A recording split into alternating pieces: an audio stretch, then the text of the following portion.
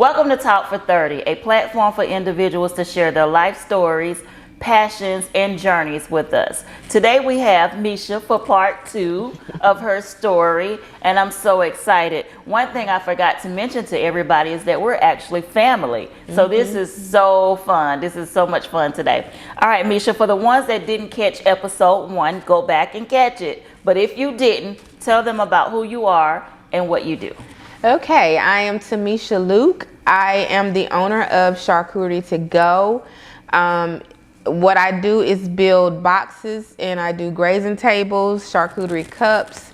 It's fresh meats, veggies, and candies, cookies, everything just plated really to perfection, or a table, whatever you need, just let me know. I got you. On episode 1, we talked about social media and her being so active on social media.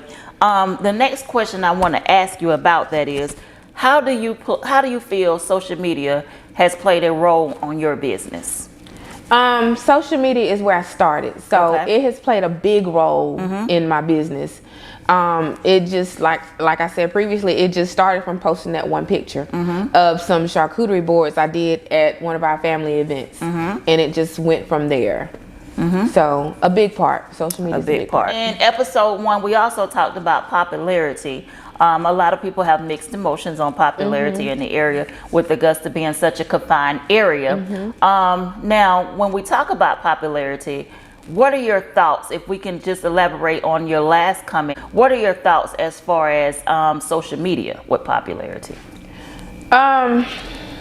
About the same. About the same. Because, I mean, you got the ones on social media who, you know, that's just them. Right. You know, others flock to them. You know what I mean? And I mean, that's fine. I mean, they like all that, but I don't, you know? So, I mean, I'm okay with who I am. You know, I'm okay with, you know, just being me, Temeshia. And I don't think it necessarily affects your business. Yeah, I mean, and a lot of my clients ain't even own social media. They're not even on it. They don't even know how to log on to social media. You know, I have clients, I have a lot of clients, and you know, some on and some not on, you know, and some ain't even my friends or don't even follow me, you know, but they know who I am, you know, so yeah. And I also think it is based off the business too. Your audience, who you're serving. If you have a certain type that's on social media, then yes, I definitely think it was beneficial. Oh yeah. Because more people will get to see you and find out about you. So I do like social media. I love social media. I do. Okay. You seem to be a very busy person. What does an ideal day for you looks like? Ooh, busy ain't the word, girl. My day starts 3:30 in the morning. A lot of people don't know it, but I actually still work a full-time job. Okay. Monday through Friday, every day. I'm a vendor. So some of you may have heard of vendor hours. You know, some may not, but we start early in the morning. We get it over with. We get in there and get it over with because we have an object. You know, we need to get these people their drinks, sodas, and snacks before their lunch. So we start early. So my day starts about 3:30. I'm usually done in between noon and 2, depending on what kind of day I got. I leave my job. I go home. Let me reverse back. I check my calendar every morning for my charcuterie before I leave, so I can plan out my work day. And if I have something, I know I need to be off by a certain time so I can get home, get that done, and get my orders out. You know, and my day usually ends probably about 7. You know, if I have orders through the week, my last person will probably pick up around 7 o'clock. Okay. But it's pretty busy. Okay. It's busy. And speaking of calendar, do you think organization is important? It's very important. At one point, I was all over the place. I started with sticky notes. I had sticky notes everywhere. And one of my good friends said, Temeshia, she bought me 3 calendars. It's time for a calendar, girl. I know you don't like them, but it's time. So, and heck, I didn't even think I'd be running my life, you know, by a calendar. I never even thought that. But now I do. I have to have a calendar. I have a calendar on the table that's big as my table, so I can see what I'm doing. Yeah, I agree. Organization is very vital to a successful business. Like you can get burned out if you're not organized, Yes, because yes. like you said, you're all over the place. What about financial? What are your thoughts on that? My finances, they're good. I think I do good, you know. But as far as my business, I put a lot back into my business. Okay. I do put a lot back into my business, but I'm okay. But of course, I want more. Of course. Yes, we That's all the want goal. more. I do want That's more. the goal. That's my goal. I want Yes. more. And when I was talking about financial aspect of it, when starting a business, there's profits and loss. And the first couple years for most people, they don't really see a significant income come in. So is it very expensive starting this type of That is a true business? statement. Yes, it is. It's very expensive. In the beginning, I was like, oh my God, you know, but I had to learn a lot. You know, where I was overbuying, what I was, you know, wasting, all that right there. So all that right there, I had to learn in a short period of time, because that's how quick my business took off. You know, so I had to learn it. I'm still learning. I'm not, you know, through with learning. I'm still learning. As a matter of fact, I'm in a class for that. But I'm getting there, and I'm getting better with it. So yeah. I agree. It's trial and error. Yeah. The most important thing is when you have an error, you learn from it. Yes. And you move forward. How do you handle negative feedback? Let's just say someone orders something and they say, I don't like it. Or people talk negative about your work or your business. Okay. How would you handle Knock that? on some more wood before I say this. By the grace of God, I have not had any negative feedback on my stuff, okay? That's good. By the grace of God. If it was negative, I didn't hear about it, okay? If anybody has anything negative to say to me or about anything, nobody has brought it to me. Okay. You know, and if they want to talk about it, you know, we can sit and talk about You it. have to be open-minded, and if someone shares some negative feedback, for me, what I do is I listen. Does it bother me sometimes if I hear something? Of course, any person would. But for me, what I do is take that and build off it. Yes. Change yes. it or modify it. Yes, my negative, if I get anything negative, is usually with the two that's helping me. They stay on my ass. They do. And I know sometimes I can be hard on them. But at the same time, sometimes they need to get me too. Because it might be something that I've done or you know, something doesn't look right. They have to, hey, Misha, this is not something you would do, or, you know, you need to change this or whatever. Right. So that's about, and it's really not negative. It's really, you know, they're helping me, I guess, correcting me. And I'm okay with them correcting me, especially if they know my work and they know it's something that I don't normally do. Right. You know, right. So yes, correct me. Let me know that, you know, hey, this ain't what you normally do. What's up with this? Right. Because I like to grow from it. Tell them, be honest. Because if it's something I'm not providing, I may not know that. And you may be the first person that felt this way, but I need to be aware of that so that I can utilize that thought moving forward. So I don't look at it as a negative. I look at it as you giving me something, a piece of information that can help me build. And a lot of people don't look at it that way. I definitely look at it that way. When somebody new comes to me and they place an order, my first question to them is, tell me what you don't like. Because if you tell me what you don't eat, then I can build your box to where you will like it. So I listen to my customers. I want to make sure I'm giving them something where I don't have a negative feedback. You know what I mean? That all that goes back to customer service. Listen to these people. Don't just take the order and take the damn money. Listen to them. See what they want. With Talk for 30, I'm all about experience. That is one of the mottos. My philosophy for business is the experience. I'm the owner of a Nerd for Life and a Nerd for Success and Talk for 30. One of the things that I implement in all three is experience. When you come to one of my classes with a Nerd for Life, I want to provide an experience. When you book a session with a Nerd for Success for mentoring, I want to provide an experience. When you sit in my black chair or the couch with me, I want to provide an experience. By providing that experience, I think it's beneficial and impactful on you and me, because we're connecting, but yet you're going to talk about it. Yes. And as you mentioned, word of mouth. Yes. Like, do we have time to discuss this one incident today? Okay. Like today, this young lady, I had to go in and set up a table for her. And I always go back over my order like 2 days prior to check, because I might have some notes in there I need to look, make sure nobody's allergic to anything. And I noticed she just wanted meat and fruit. So I was like, meat and fruit. So I'm still strolling up. There's got to be something. And she was like, no, just meat and fruit. And I actually asked her about 4 times in the thread, are you sure meat and fruit? She was like, yes. So I called her and I was like, do you trust me? And she was like, yes.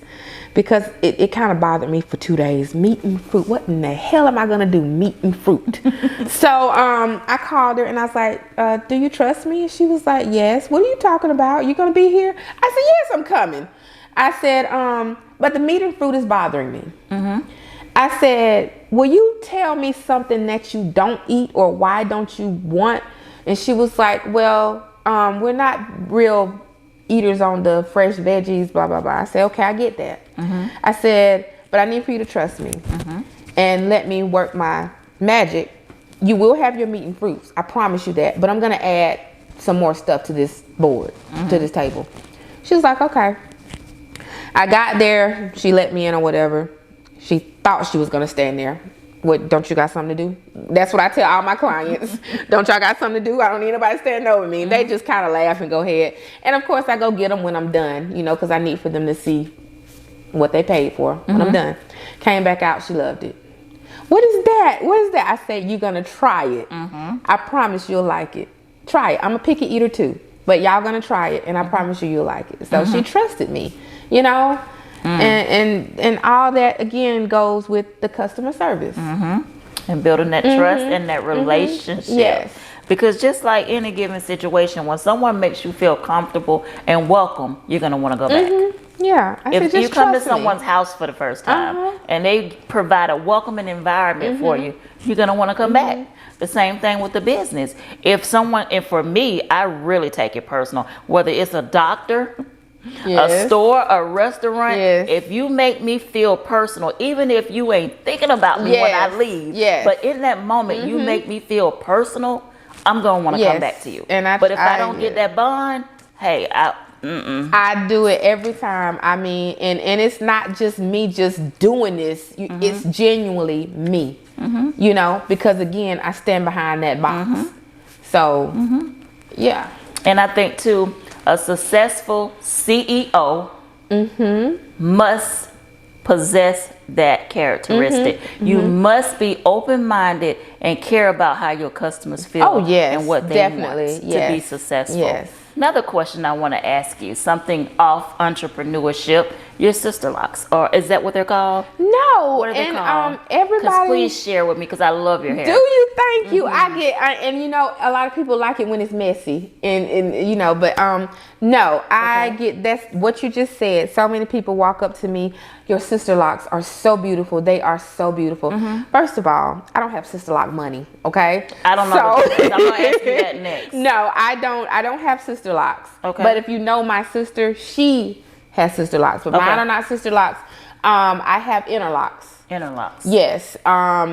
I will be a year in August, and the best decision that I have ever made. And I'll tell anybody, if you get them, just trust the process. Trust the process. I love them. I mean, love them. What is the maintenance? I go and get mine done because I work in the heat, you know, and I sweat so bad. I can go 8 weeks, but I normally try to go in between maybe 4 and 6, depending on how it, you know. I just got the interlock, I think 3 weeks ago. Okay. So, yeah, the maintenance ain't bad at all. Okay. I love them. You want my loctician? She's the bomb. I love them. She's the bomb, and her name is Tasha Lynn Adams. Yes. Oh, we gotta get you on top. So yes, that's my girl. Yeah, but yeah, I love them. Thank you. Yeah, I love them. I had to ask that off record. Yeah. What's the difference between interlocks and sister locks? The sister locks, from my understanding, you're paying for that name. Somebody went and did something, and trademark something, or whatever. But interlocks, she actually goes in with a tool, and she's basically just, you know, taking my hair and knotting it back in there. Okay. I mean, you can get down there in there and see it or whatever. You can touch it, but everybody just touch my hair. But you're my cousin, you can touch my hair. Everybody y'all play that. But I say do it. I don't have time for hair. I don't. And you know me, that's all I wear is braids anyway. So I was like, might as well just do it. Yeah, I have such thick hair. Majority of the time I have braids or a sew-in, but yeah. Girl, get that stress off your hair and go and lock it thinking up. about it. How long does it take? Girl, whew, I had a head of hair. Me too. I got a head of hair. You know my hair is so. So the girl that started me, it took us 2 days. Wow. Yes, it took us 2 days. Nice. We got it done though. And when you go back and get the reties or whatever, that process goes like that, maybe an hour, 2 hours. Oh, that's not bad. Just yeah, the first depends on initial time. It's just starting them is where the time is. The time is. And what's the range in costs with those? Well, I paid $7 to start mine. Okay, to start, and then like to retwist is. My retwist is I think 170, Not bad. 150. But when I get the interlock, that's when the price goes up to I think 280. Okay. But I don't have to interlock but 2 or 3 times a year. Okay. If that. So this is my first interlock. And I won't do it again probably until December. Okay. But in between, I will go and get retie. Your experience with shared kitchens. Now, can you explain what shared kitchens consist of? That's all I'm asking. What does it consist of? Okay. I wanted to do the right thing, okay? What I'm doing, I wanted all my license. Okay. I wanted to get my license. In order for that, I had to either have my own restaurant, Okay. or I had to be working from a commercial kitchen. Gotcha. Which is called a shared kitchen. That's where the name comes and, from. I had to go in there and get my certifications. And I'm even certified with the Department of Agriculture because of the fruits and stuff that I'm working with. So many licenses I had to get. Yeah, I just got an email. I got to go get a resale license too. But anyway, that's another story. But the shared kitchen, it's ups and downs. Okay. It is. It's ups and downs. Okay. But if you want to, I want to do it the right way. That's So right. I went into one and that's what I Speaking did. on that, there's a lot of people who say they are business owners, and because they have a business license, I spoke on this before, or they got an LLC, or they don't have anything, and they say they're entrepreneurs, and nothing against them, but you're doing it the right way. Yes, I wanted to Everything's do it the legal. right way because people, I want to do it the right way for myself, because it's just something I want to do. But then, people in general, you just never know what a person might do. So I just want to make sure I had all my ducks in a row. That's right. Yeah. You're protecting yourself and your brand. Yes. And you're definitely making a brand. Yeah. We're gonna have a little fun now before we end this. The first one is night out or date night in. Date night in. Okay. Unlimited love or unlimited money. Well, as long as we got some money, I want the love Okay. Vacation with friends or vacation with a partner. with my partner. Okay. More role play or more foreplay.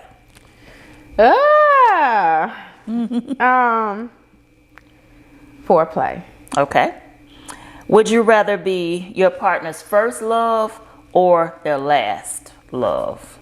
His last love. Last love. Vacation or staycation? Vacation. Okay. Rich and famous or rich and unknown? Rich and unknown. Okay. Hotel or Airbnb? Airbnb. Resort or cruise? Cruise. Me too. I'm really big on that. The thing I Yes. love about a cruise is I love cruise. stress free. You don't have I'm to ready do to go anything. again. Yeah. Lose sleep or skip a meal? Well, I skip a meal because y'all know me. I'm asleep. I skip a meal. Ain't gonna hurt nothing. What's one lesson this entrepreneurship experience has taught you? Everybody ain't for you. Elaborate. I have had some people that were very close to me that has actually left me. So I know that everybody's not for me Yeah, I agree. and not for what I'm doing. I agree. And you'd be surprised. You'd be surprised. Yes. Some of the closest people to you Yes. will not support you. Which brings me to this. Do you feel strangers support you more than family and friends? Of course. What are deal breakers for you in a friendship and relationship? trust. Once the trust is gone, it's nothing. If we fall out over some stupid mess and the silent treatment and all that crap, I don't do that shit anymore. I just don't have time for it. So people want to walk out and I know I haven't done anything wrong, I let them go. Just let them go. That's right. Peace. Yeah, I let them go. Nothing like peace. If you can go back and give your 18-year-old self some advice, what would it be? 18. Oh God. 18, I don't know. What was Misha doing at 18? Ooh, girl. Oof. Everything. Everything. But I was a sweet 18. I don't really regret anything. I could have made some better life choices, but none of the choices I made have hindered me from doing anything that I want to do, you know, or that I have done. And who I was then, I'm definitely not now. Okay. So. All right. Yeah. Well, one thing I could say is everything we go through and been and done prepared you for who you are today. Oh, yeah. So had you not had those experiences, you wouldn't be who you are today. All right. Is there anything else you want to share with our viewers? I think that's about it. Did you have fun? I did. I did. I do offer classes if you want to learn to do charcuterie the way I do it. I do teach classes. We could do one-on-one sessions, or you and your girlfriends want to get together, you and your family want to get together and just have fun making charcuterie boards or boxes. Contact me. And again, my information is all over social media. Temeshia Luke or Charcuterie To Go on Facebook, and Temeshia Luke on Instagram, Misha on TikTok. You'll find me. All right. Any advice for anyone who wants to start a business? Yes. Just do it. Just do it. And be consistent. Consistency is the key. You cannot do this for 2 weeks and then not do it on the 3rd week. You got to do something. Well, that's it, guys. I hope you guys enjoyed the show. Talk for 30 episode with Temeshia. Thank you so much for joining us. If you have a story you want to share, a passion that you want to share, call me. Let's talk for 30. Peace. All right.